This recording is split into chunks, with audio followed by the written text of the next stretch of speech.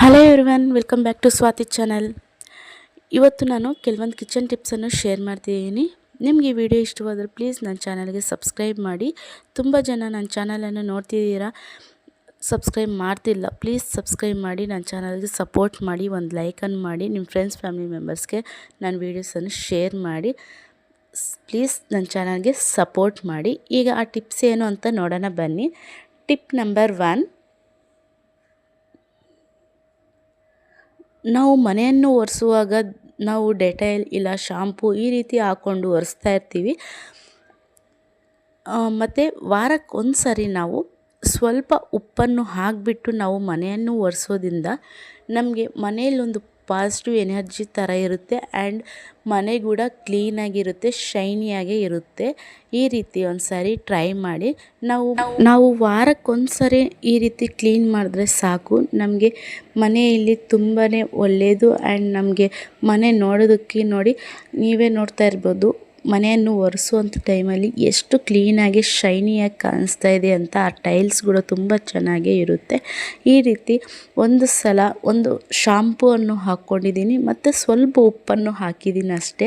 ಎಷ್ಟು ಶೈನಿಯಾಗಿ ಕಾಣಿಸ್ತಿದೆಯಲ್ಲ, ಈ ರೀತಿ ಒಂದು ಸರಿ ಟ್ರೈ ಮಾಡಿ. ಟಿಪ್ ನಂಬರ್ 2, ನಾವು ನೈಟ್ ಮಲಗುವಂಥ ಟೈಮಲ್ಲಿ ಕೌಂಟರ್ ಟಾಪು ಸ್ಟವ್ ಎಲ್ಲ ತೊಳೆದಿರ್ತೀವಿ. ಆದ್ರೂ ಬೆಳಗ್ಗೆ ಇನ್ನೂ ಒಂದು ಸರಿ ನಾವು ಕೌಂಟರ್ ಟಾಪು ಮತ್ತು ಸ್ಟವನ್ನು ತೊಳೆದು ಆದಮೇಲೆ ನಾವು ಅಡುಗೆಯನ್ನು ಮಾಡೋದಾಗಲಿ, ಕ್ಯಾರೆಟು ತರಕಾರಿ ಈ ರೀತಿ ಏನಾದರೂ ಕಟ್ ಮಾಡೋದಾಗಲಿ ಮಾಡಬೇಕು. ಯಾಕಂದರೆ ನಾವು ನೈಟ್ ಮಲಗುವಂಥ ಟೈಮಲ್ಲಿ ಕ್ಲೀನ್ ಮಾಡಿದ್ರೂ ಅದ್ರ ಮೇಲೆ ಜಿರಳೆ ಹಲ್ಲಿಗಳು ಈ ರೀತಿ ಓಡಾಡಿರುತ್ತೆ. ಅದನ್ನು ಮತ್ತೆ ನಾವು ಕ್ಲೀನ್ ಮಾಡ್ದಿರ ಏನಾದರೂ ಕೆಲಸ ಅಡುಗೆ ಮಾಡುವಂಥ ಟೈಮಲ್ಲಿ ನಮಗೆ ಹೆಲ್ತ್ ಇಶ್ಯೂಸ್ ಆಗಿರ್ಬೋದು, ಎಲ್ಲ ಥರದ ನಮಗೆ ಸಮಸ್ಯೆಗಳು ಬರುತ್ತೆ. ಆ ರೀತಿ ಬರ್ದಿರೇ ಇರಬೇಕಂದ್ರೆ ಈ ರೀತಿ ಟ್ರೈ ಮಾಡಿ. ಫಸ್ಟು ಕೌಂಟರ್ ಟಾಪ್ ಸ್ಟವನ್ನು ತೊಳೆದಾದ್ಮೇಲೆ ನಾವು ಅಡುಗೆಯನ್ನು ಮಾಡಬೇಕು.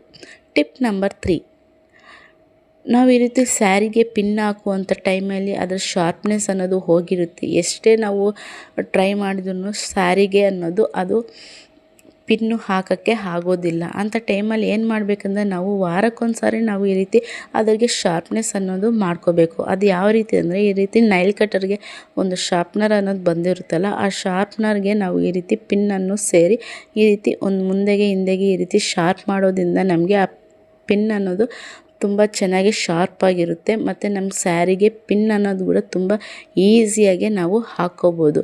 ಈ ರೀತಿ ಟ್ರೈ ಮಾಡಿ. ನಿಮಗೆ ಟಿಪ್ ಇಷ್ಟ ಆದರೆ ನಮ್ಮ ಚಾನಲ್ಗೆ ಸಬ್ಸ್ಕ್ರೈಬ್ ಮಾಡಿ. ಟಿಪ್ ನಂಬರ್ 4, ನಾವು ಸೆಲೋ ಟೇಪನ್ನು ಯೂಸ್ ಮಾಡುವಂಥ ಟೈಮಲ್ಲಿ ನಮಗೆ ಆ ಎಡ್ಜ್ ಅನ್ನೋದು ಎಲ್ಲಿದೆ ಅಂತ ಬೇಗನೆ ಸಿಗೋದಿಲ್ಲ. ಅಂಥ ಟೈಮಲ್ಲಿ ಏನು ಮಾಡಬೇಕಂದ್ರೆ ಈ ಟಿಪ್ಪನ್ನು ಫಾಲೋ ಮಾಡಿ. ಆ ಸೆಲೋ ಟೇಪ್ ಮೇಲೆ ಈ ರೀತಿ ನಾವು ಯೂಸ್ ಮಾಡುವಂಥ ಟಾಲ್ಕಮ್ ಪೌಡರ್ ಯಾವುದಾದ್ರೂ ಪರವಾಗಿಲ್ಲ, ನಿಮ್ಮ ಹತ್ರ ಯಾವುದಿದ್ರೆ ಆ ಪೌಡರನ್ನು ಆ ಟೇಪ್ ಮೇಲೆ ಈ ರೀತಿ ಹಾಕಿಬಿಟ್ಟು ರಬ್ ಮಾಡಿ. ಈ ರೀತಿ ಲೈಟಾಗಿ ರಬ್ ಮಾಡಬೇಕು, ಜಾಸ್ತಿ ರಬ್ ಮಾಡಬಾರ್ದು. ಈ ರೀತಿ ರಬ್ ಮಾಡಿದ್ರೆ ನಮಗೆ ಆ ಸೆಲೋ ಟೇಪ್ ಎಡ್ಜ್ ಅನ್ನೋದು ಎಲ್ಲಿದೆಯೋ ಬೇಗ ಸಿಗುತ್ತೆ. ನಾವು ಅದ್ರ ಎಲ್ಲಿದೆ ಅಂತ ಹುಡುಕಿ ಟೈಮ್ ವೇಸ್ಟ್ ಆಗೋದು ಇರೋದಿಲ್ಲ. ಈ ರೀತಿ ಟ್ರೈ ಮಾಡಿ. ಮತ್ತು ಆ ಟೇಪನ್ನು ಸ್ವಲ್ಪ ಓಪನ್ ಮಾಡಿಬಿಟ್ಟು ಸೇಫ್ಟಿ ಪಿನ್ ಆಗಿರ್ಬೋದು, ಇಲ್ಲಾಂದರೆ ಯಾವುದೋ ಒಂದು ಸ್ಟಿಕ್ ಇರುತ್ತಲ್ಲ ಅದು ಸ್ವಲ್ಪ ಆ ಟೇಪ್ ಮೇಲೆ ಹಾಕಿ ಕ್ಲೋಸ್ ಮಾಡಿ. ನಮಗೆ ಆ ಎಡ್ಜ್ ಅನ್ನೋದು ಬೇಗ ಸಿಗುತ್ತೆ. ಟಿಪ್ ನಂಬರ್ 5, ನಾವು ಸ್ಯಾರಿಗೆ ಈ ರೀತಿ ಪಿನ್ ಹಾಕುವಂಥ ಟೈಮಲ್ಲಿ ಆ ಸ್ಯಾರಿ ಪಿನ್ನು ಈ ರೀತಿ ಆ ಹೋಲ್ ಇದೆಯಲ್ಲ, ಆ ಹೋಲಿಗೆ ಆ ಸ್ಯಾರಿ ಅನ್ನೋದು ಸೇರ್ಕೊಂಡ್ಬಿಡುತ್ತೆ ಮತ್ತು ನಮ್ಗೆ ತೆಗೆಯೋದು ಒಂದು ಕಷ್ಟ ಆಗುತ್ತೆ. ಆ ರೀತಿ ಆಗದಿರ ಇರಬೇಕಂದ್ರೆ ನಾವು ಈ ರೀತಿ ಬಿಸ್ಕೆಟ್ ಪ್ಯಾಕೆಟ್ ಇರ್ಬೋದು, ಇಲ್ಲ ಲೇಸ್ ಪ್ಯಾಕೆಟ್ ಆಗಿರ್ಬೋದು, ಈ ರೀತಿ ಪ್ಯಾಕೆಟ್ಸ್ ಇರುತ್ತಲ್ಲ, ಆ ಪ್ಯಾಕೆಟ್ಸನ್ನು ಈ ರೀತಿ ಚಿಕ್ಕದಾಗೆ ನಾವು ಕಟ್ ಮಾಡ್ಕೋಬೇಕು. ನಾನು ಈ ವಿಡಿಯೋದಲ್ಲಿ ತೋರಿಸ್ತಿದ್ದೀನಲ್ಲ, ಈ ರೀತಿ ಚಿಕ್ಕದಾಗಿ ಕಟ್ ಮಾಡಿಕೊಂಡು ಆ ಪೇಪರ್ಗೆ ನಾವು ಆ ಸೇಫ್ಟಿ ಪಿನ್ ಇದೆಯಲ್ಲ ಆ ಪಿನ್ನಿಗೆ ಹಾಕ್ಕೋಬೇಕು. ಈ ರೀತಿ ನೋಡಿ, ನಾನು ಈ ವಿಡಿಯೋದಲ್ಲಿ ತೋರಿಸ್ತಿದ್ದೀನಲ್ಲ, ಆ ಪೇಪರ್ ಇಷ್ಟಾದರೆ ಸಾಕು, ಇಷ್ಟು ಚಿಕ್ಕದಾದರೆ ಸಾಕು. ಈ ರೀತಿ ಕಟ್ ಮಾಡಿಕೊಂಡು ಆ ಪಿನ್ನಿಗೆ ನಾವು ಸೇರಿಸ್ಕೋಬೇಕು. ಈ ರೀತಿ ಸೇರಿಸ್ಕೊಂಡು ಮತ್ತು ನಾವು ಸ್ಯಾರಿಗೆ ಹಾಕ್ಕೋಬೇಕು. ಈ ರೀತಿ ಹಾಕ್ಕೊಳ್ಳೋದ್ರಿಂದ ನಮಗೆ ಆ ಸ್ಯಾರಿ ಪಿನ್ನಿಗೆ ನಮಗೆ ಆ ಸ್ಯಾರಿ ಅನ್ನೋದು ಸೇರ್ಕೊಳ್ಳೋದಿಲ್ಲ, ನಮ್ಗೆ ಕೂಡ ಈಸಿ ಆಗುತ್ತೆ. ಈ ರೀತಿ ಟ್ರೈ ಮಾಡಿ. ಪ್ಲೀಸ್ ನನ್ನ ಚಾನಲ್ಗೆ ಸಬ್ಸ್ಕ್ರೈಬ್ ಮಾಡಿ, ಪಕ್ಕದಲ್ಲಿರುವಂತಹ ಬೆಲ್ಲೈಕನನ್ನು ಕ್ಲಿಕ್ ಮಾಡಿ. ನಾನು ಮಾಡುವಂಥ ಎಲ್ಲ ವೀಡಿಯೋಸು ನಿಮಗೆ ನೋಟಿಫಿಕೇಷನ್ ಅನ್ನೋದು ಬರುತ್ತೆ. ಟಿಪ್ ನಂಬರ್ 6, ನಾನಿಲ್ಲಿ ಒಂದು ಬೌಲ್ಗೆ ಮಸಾಲ ಪುಡಿಯನ್ನು ಹಾಕ್ಕೊತಾ ಇದ್ದೀನಿ. 1 ಸ್ಪೂನು ಮಸಾಲ ಪುಡಿಯನ್ನು ಹಾಕ್ಕೊತಾ ಇದ್ದೀನಿ. ಅದ್ರ ಜೊತೆಗೆ ಒಂದು ಸ್ವಲ್ಪ ಅರಿಶಿನ ಪುಡಿ ಮತ್ತು ನಾವು ಯೂಸ್ ಮಾಡುವಂಥ ಟಾಲ್ಕಮ್ ಪೌಡರ್ ಹಾಕ್ಕೊಂಡು ಚೆನ್ನಾಗಿ ಮಿಕ್ಸ್ ಮಾಡ್ಕೊಳ್ಳಿ. ಇದನ್ನು ನಾವು ಎಲ್ಲಿ ಯೂಸ್ ಮಾಡಬೇಕಂದ್ರೆ, ಇದಂತೂ ನನಗೆ ತುಂಬಾ ಯೂಸ್ಫುಲ್ ಆಗಿದೆ.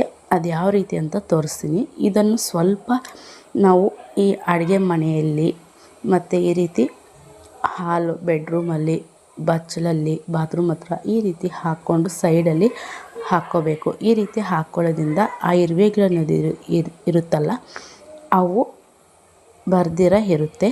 ಮತ್ತು ನಾವು ಇದೇ ರೀತಿ ಶುಗರ್ ಬಾಕ್ಸ್ ಇರುತ್ತಲ್ಲ, ಆ ಶುಗರ್ ಬಾಕ್ಸ್ ಕೂಡ ನಾವು ಹಾಕ್ಕೋಬೋದು. ಈ ರೀತಿ ಮಾಡೋದ್ರಿಂದ ನಮಗೆ ಇರುವೆ ಅನ್ನೋದು ಬರೋದಿಲ್ಲ. ನಿಮಗೆ ಈ ಟಿಪ್ಸ್ ಇಷ್ಟ ಆದರೆ ಪ್ಲೀಸ್ ಸಬ್ಸ್ಕ್ರೈಬ್ ಮಾಡಿ. Thanks for watching.